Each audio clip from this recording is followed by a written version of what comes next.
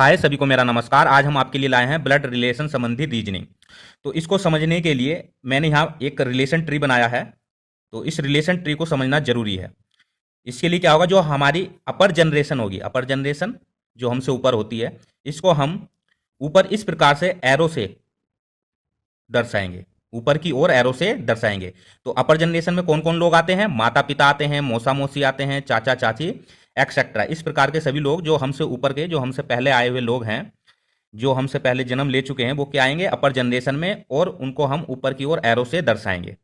Our generation में यानी कि जो हमारी जनरेशन चल रही है, जो हमारी जनरेशन चल रही है, जो हमारी जनरेशन के लोग हैं, तो उसको हम सीधी लाइन से दर्शाएंगे, एक सीधी लाइन से उसको हम दर्शाएंगे। और आवर जनरेशन यानी कि अपनी जनरेशन में कौन कौन लोग आते हैं? भाई आता है, बहन आती है, भाभी आते हैं, अपने चचेर आते हैं, चचेर जैसे कि मौसेरे भाई, आपके चचेरे भाई हो गए, मामा के भाई हो गए, ये सब इसमें आते हैं चचेरे में। फिर आती है लोअर जनरेशन। लोअर जनरेशन को हम नीचे की ओर एरो से दर्शाएंगे, नीचे की ओर एरो से।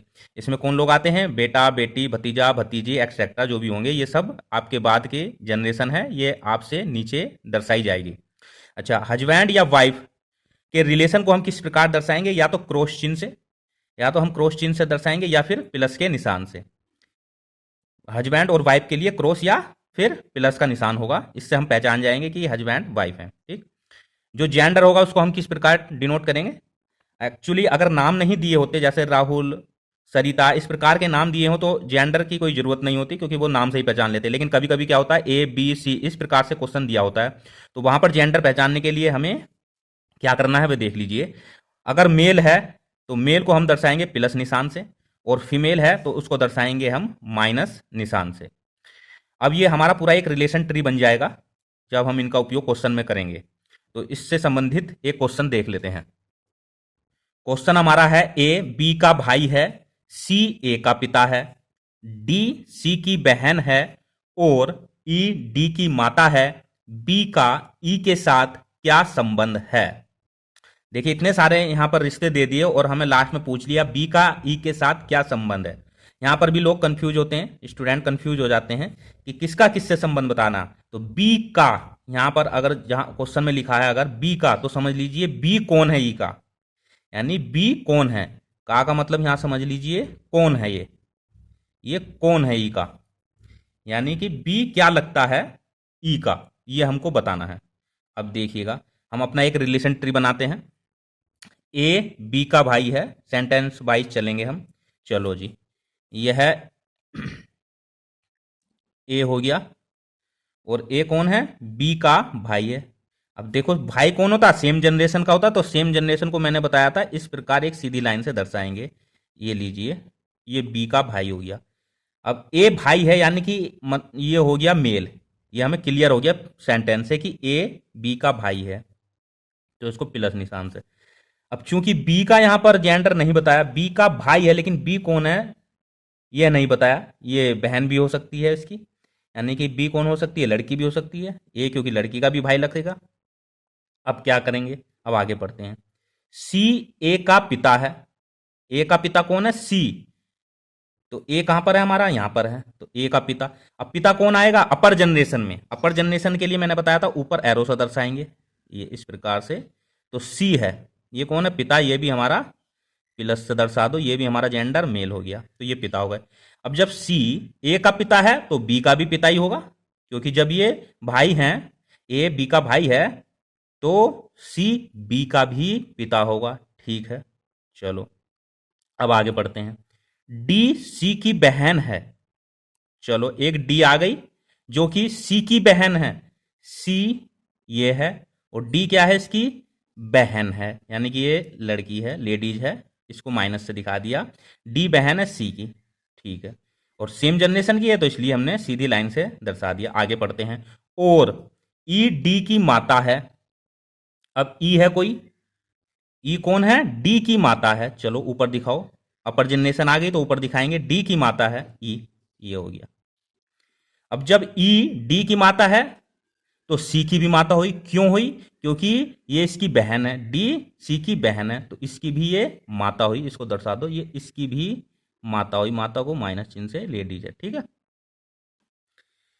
अब आगे पढ़ते हैं। बी का ई के साथ क्या संबंध है। ये जो बी है इसका ई के साथ संबंध पूछा है। तो सबसे पहले सी कौन है, बी का पिता है। और पिता, और ये कौन है, पिता का ई से क्या संबंध है, पिता का ई से क्या संबंध है, मां का। देखो यहां लिखा हुआ है ई डी की माता है, तो डी की माता हुई तो सी की भी माता हुई, तो ई सी की माता है। और बी का संबंध पूछ रहा है, तो बी क्या लगा, सी का बेटा, यानी कि बेटा या बेटी जो भी हो, क्योंकि अभी हम बता नहीं सकते कि लड़का है या लड़की। तो बी का पिता सी और सी की माता ई। तो देखो पिता की जो माता लगती है वो क्या लगती है, दादी लगती है, दादी लगती है। क्या लगती है प्यारे बच्चों, दादी। तो बी कौन है ई का, हमें क्या क्वेश्चन में पूछ रहा है, बी कौन है ई का। तो बी कौन है ई का यानी कि क्या लगेगा, तो या तो ये, अब ये दादी है तो दादी का, दादी के लिए हम क्या होते हैं, पोता या पोती, पोता या पोती। अब क्योंकि हमें जेंडर नहीं मालूम तो ये पोता भी हो सकता है पोती भी हो सकता है, ई के लिए, ई के साथ संबंध पूछ रहा है तो ये पोता भी हो सकता है पोती भी। तो ऑप्शन देख लेते हैं। ऑप्शन में हमारा दिया हुआ दादी, दादी नहीं, कुछ लोग भर देंगे कि दादी, लेकिन नहीं, बी कौन है, हमें बी कौन है बताना है। ठीक है, तो नानी नहीं, पोता या पोती, पोता। देखो पोता भी नहीं होगा, पोता क्यों नहीं होगा, क्योंकि इसका जेंडर क्लियर नहीं। तो पोता या पोती, हाँ ये वाला ऑप्शन सही है कि पोता भी हो सकता है या पोती भी हो सकती है। तो देखिए कितने आसान तरीके से हमने एक रिलेशन ट्री बनाकर इसको सोल्व कर दिया। ये तो मैं आपको समझा रहा था इसलिए टाइम लगा, वरना आप इसको 10-12 सेकंड में आराम से कर सकते हो। एक नेक्स्ट क्वेश्चन ले लेते हैं। हमारा नेक्स्ट क्वेश्चन है, बी क्यू का पिता है, बी के केवल 2 बच्चे हैं, क्यू आर का भाई है, आर बेटी है पी की, ए पी की नवासी है। अगर एस ए का पिता है तो एस का क्यू से क्या रिश्ता है। देखिए इतने सारे रिश्ते दिए हुए हैं और लास्ट में हमसे केवल पूछा है एस का क्यू से क्या रिश्ता है।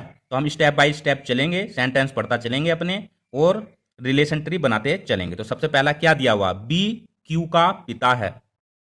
चलो यहां पर क्यू है, यहां पर नीचे ले लेता हूं, और यहां पर क्यू है, और क्यू का पिता कौन है, बी है। तो अपर जनरेशन के लिए एरो ऊपर की ओर रहेगा, क्योंकि बी पिता है, ये पिता हो गया, प्लस का निशान लगा दो। ठीक है, बी कौन है यह भी क्लियर नहीं है इसका जेंडर, आगे पढ़ते हैं। बी के केवल 2 बच्चे हैं, अच्छा एक बच्चा तो ये है, एक और कोई है, अभी देखते हैं आगे। क्यू आर का भाई है, क्यू जो है आर का भाई है, कोई आर है तो भाई है, तो भाई के लिए सेम जनरेशन और सेम जनरेशन के लिए लाइन, ये आर है। और क्यू क्या है, आर का भाई है, ये भाई है, यानी कि ये इसका जेंडर भी क्लियर हो गया, ये भी मेल हो गया। ठीक, आगे पढ़ते हैं। आर बेटी है, देखो यहां आर बेटी है, आर क्या है, बेटी है, यानी कि आर ये लेडीज है, तो इसको, इसका भी जेंडर क्लियर हो गया, माइनस से दर्शाते हैं। आर बेटी है पी की, तो किसकी बेटी है ये, पी की, तो ऊपर बना देते हैं पी, पी की बेटी है ये। ठीक है, तो जब बेटी है तो पी की बेटी है, और पी की बेटी यानी कि ये लेडीज होगी। क्यों होगी लेडी, देखिए क्योंकि ये क्यू की बहन है, क्या है, क्यू की बहन है, और क्यू का पिता कौन था, बी, तो ये आर का भी पिता हुआ। अब ये बोल रहा है कि आर जो है पी की बेटी है, तो बेटी मतलब पिता तो यहां पर हो गए, तो ये कौन होंगी, माता होंगी, तो माता होंगी, इसलिए हमने इसको माइनस चिन्ह से दर्शाया। अच्छा ये माता है और ये पिता हो गए आर के, तो इनमें क्या, कौन सा रिलेशन हो गया, हस्बैंड वाइफ। और हस्बैंड वाइफ को या तो प्लस निशान से दिखा देते हैं या क्रॉस से, यानी कि ये दोनों क्या हो गए, हस्बैंड वाइफ। ठीक है, अब आगे चलते हैं। आगे में क्या कह रहा है, ए पी की नवासी है, ए है कोई जो कि पी की नवासी है। अच्छा नवासी कौन होती है, बेटी की बेटी, बेटी की बेटी नवासी होती है, तो पी की बेटी आर है और आर की बेटी ए हो जाएगी, तो ये नवासी कहलाएगी। तो इसको नीचे दर्शाएंगे क्योंकि ये लोअर जनरेशन में जाएगी ए। ठीक है, ये क्या है, नवासी है, यानी कि ये भी लेडीज है, इस फीमेल है। अब आगे पढ़ते हैं। अगर एस ए का पिता है, एस, अब कोई एस है जो ए का पिता है, इस ए का पिता है, तो पिता कहाँ जाएगा, ऊपर जाएगा, मैंने बताया था ऊपर, इसको डिनोट करते हैं एरो से, तो ऊपर ले जाते हैं। चलो कौन है, एस, ये पिता है, तो पिता के लिए हमने जेंडर यहाँ प्लस बना दिया, मेल है पिता। अब देखो ए की माता आर है और ए का पिता एस है, ए की माता आर है और ए का पिता एस है, तो ये दोनों कौन होए? ये दोनों हस्बैंड वाइफ होए, ये हो, ठीक है, ये हस्बैंड वाइफ हो गए। अब एस का क्यू से क्या रिश्ता है, यानी कि देखो का आ गया फिर, यानी कि एस कौन है, एस कौन है क्यू का, ये पूछ रहा है एस कौन है। तो एस कहां पर है? ये किसका? क्यू का। तो क्यू का क्या है? देखो इसका तो पति है, ये आर का क्रॉस चिन्ह है, और क्यू क्या है? आर का भाई। और देखो बहन का पति क्या लगेगा? बहन का पति क्या लगेगा? बहनोई। क्या होता है? बहनोई होता है। बहन का पति बहनोई होता है। और वो पूछ रहा था एस कौन है, तो एस हमारा क्या लगा? क्यू का बहनोई। तो बहनोई देखो ऑप्शन में है कि नहीं, ये रहा बहनोई। बहन का हस्बैंड बहनोई कहलाता है। तो एस कौन है? क्यू का बहनोई। तो बहनोई ऑप्शन हो गया, इंग्लिश में दिया होता है ब्रदर इन लॉ। तो इस प्रकार ये क्वेश्चन पूरा सोल्व हो गया, हमने इसको रिलेशन ट्री से बहुत ही आसान तरीके से इसको सोल्व कर दिया। होप आपको ये वीडियो पसंद आई होगी। अगर आपको ये वीडियो पसंद आई है तो लाइक बटन पर हिट कीजिएगा और सब्सक्राइब करना ना भूलिएगा। रिलेशन से संबंधित अगला पार्ट हम जल्द ही लाएंगे। जब तक के लिए जय हिंद।